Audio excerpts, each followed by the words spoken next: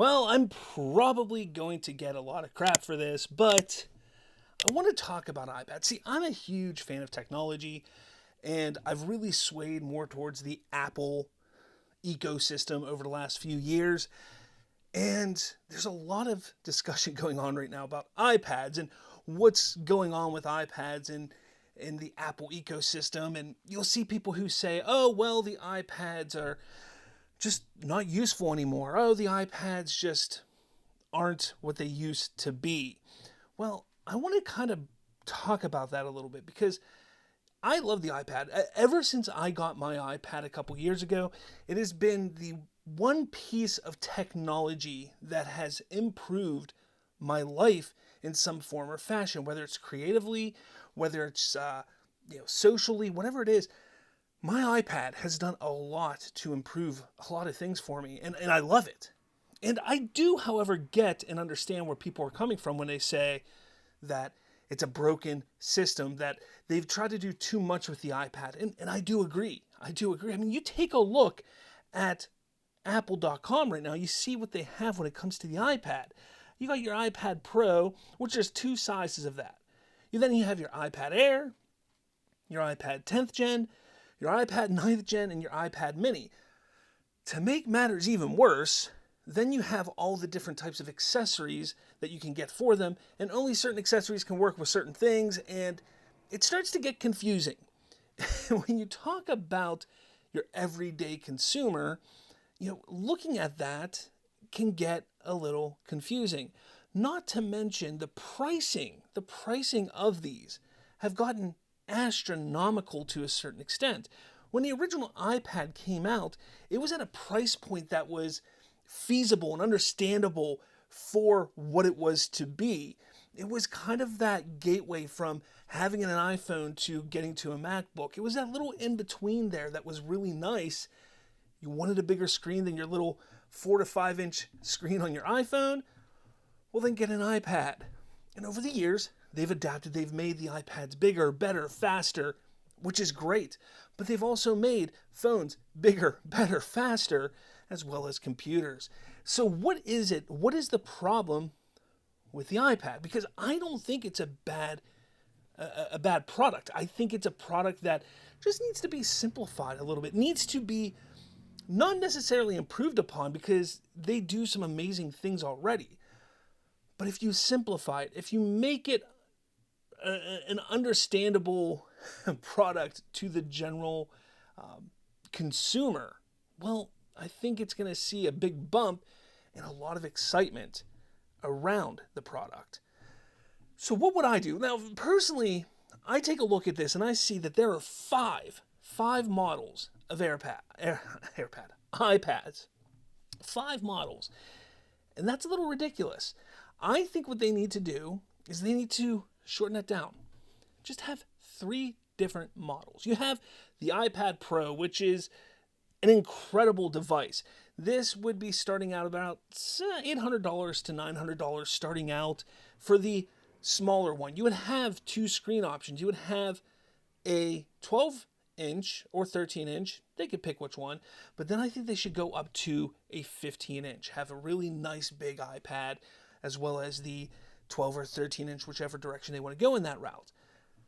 This would undoubtedly be for the Pro users.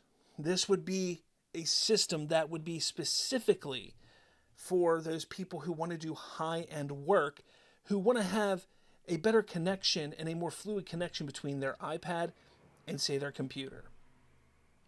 After that, I would get rid of the Air. The Air, that's what I have. I have an iPad Air. I love it.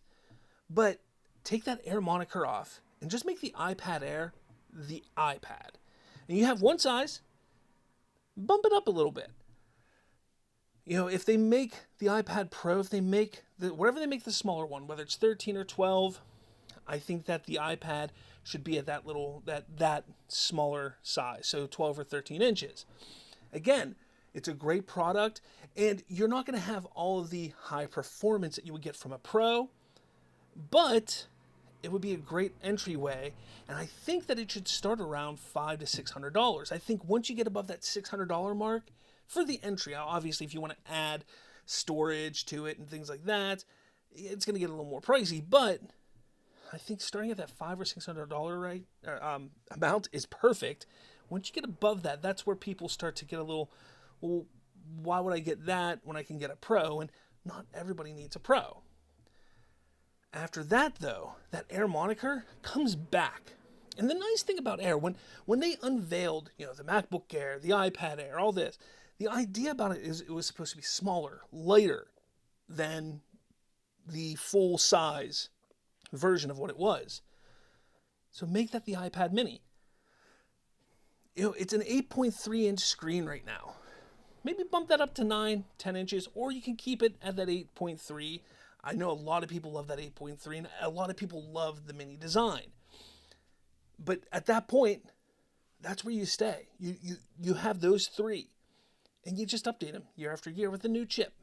And maybe make the Pro, they have M3 right now. That's coming out most likely next week. So you have the M3 for the Pros. Have the iPad just at the M2 and have it like a year behind. Same with the Air. Have it like a year behind.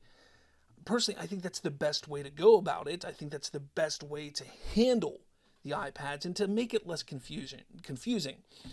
With that, I think they need to stop trying to be a laptop replacement. We don't want Mac OS on the iPad. We want iPad OS. We want it to be fluid with our fingertips. Sure, there's some great accessories, the Magic Keyboards and the mouses and such, but those should just be add-ons that you can use, but you don't need. And to do that, they need to really, classify or signify what the iPad is. And it's a media device and a content creation tool. And that's what they need to go for. We know MacBooks and Macs, they are great when it comes to content creation. That's why I really shifted to Mac, is because of how great they are when it comes to creation, and whether it's you're an artist or a photographer or a video creator. They are just great machines for that.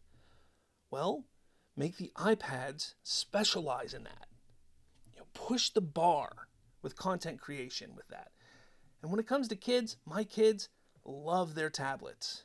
Sure, my younger ones, we haven't gotten them iPads yet, but the older ones, they have iPads, and they love them, and they use them constantly, specifically for media consumption.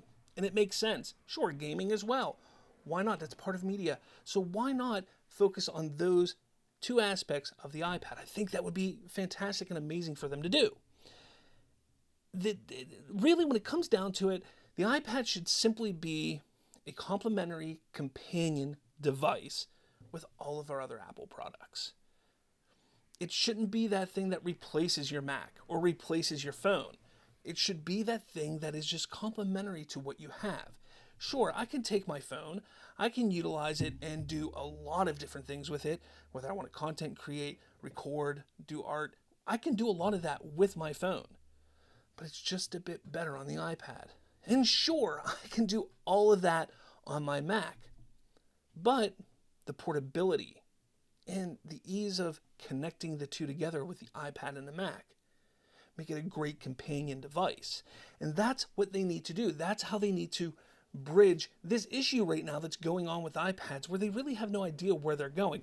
Yeah, I know we got a big Apple event coming next week that's going to unveil the next new chip, new MacBooks, a new iMac. That's going to be exciting. But we can't lose sight, and neither should Apple. We should not lose sight of the iPad and where it should be going and how it should be handled. And really, when it comes down to it, they have kind of mishandled it a little bit to this point. I mean, you take a look at this lineup. That's just too much. If they really, and I know the 9th gen here is more for the education side of things. If they really want to have an education one, they should just take that and remove it from the general consumers' choices. Just take it out of there. There's no point. With the change of USB Lightning to USB-C, there's no point in having a product that doesn't utilize the same charger that everything else uses. There's no point in having it. I get that it's a nice product to have when it comes to education, but honestly, they're not utilizing it the right way. So I want to know what your thoughts are. I may get killed for talking about technology. I may talk about technology more on this channel because I love technology. Smart home stuff, Xbox games, PlayStation, all of that kind of stuff. I love it. And I may talk about it more if I feel like it. So let me know your thoughts. Did you like this video? Do you want to hear more about this kind of stuff? With all that said, thank you so much for watching, and I'll catch y'all later.